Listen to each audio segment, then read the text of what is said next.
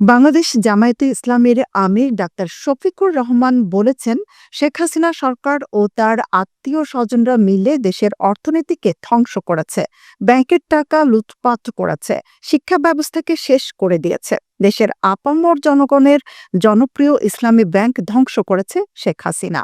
ডাকাত এস আলমকে লেলিয়ে দিয়ে পরিবার মিলে টাকা লোপাট করেছে। বিভিন্ন প্রকল্প থেকে নিজ দলের ঠিকাদার নিয়োগ করে আত্মীয় স্বজনরা মিলে দেশটাকে পেটলা করেছে হাসিনা পরিবার। তিনি বলেন, যেখানেই মেগা প্রকল্পের কথা হয়েছে সেখানেই মেগা দুর্নীতি হয়েছে।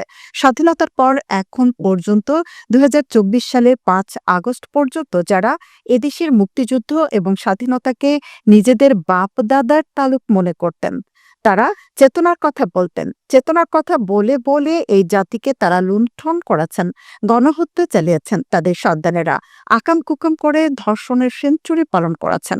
দেশের সম্পদ লুণ্ঠন করে তারা বিদেশে পাচার করেছে।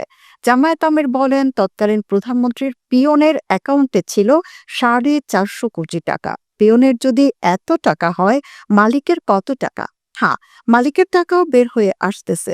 আপনাদের একেবারেই নিকটে রূপপুর পারমাণবিক কেন্দ্র, এখান থেকে মালিকের পরিবার শুধু একটা প্রকল্প থেকে ৫৭,০০০ কোটি টাকা চুরি করেছে। এইভাবে যেখানেই মেগা উন্নয়নের কথা বলা হয়েছে সেখানেই মেগা ডাকাতি করা হয়েছে। তিনি বলেন, একটা পদ্মা ব্রিজ তৈরি করতে যে পরিমাণ টাকা খরচ হয়েছে তাই দিয়ে কমপক্ষে ৪টা পদ্মা ব্রিজ তৈরি করা যেত। তাহলে বাকি ৩টা গেল কোথায়?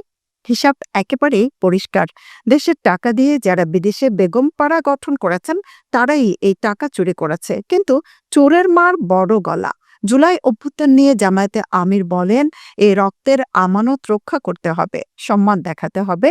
তাই আমাদের সন্তানদের স্লোগান ছিল মাত্র একটা, উই ওয়ান্ট জাস্টিস।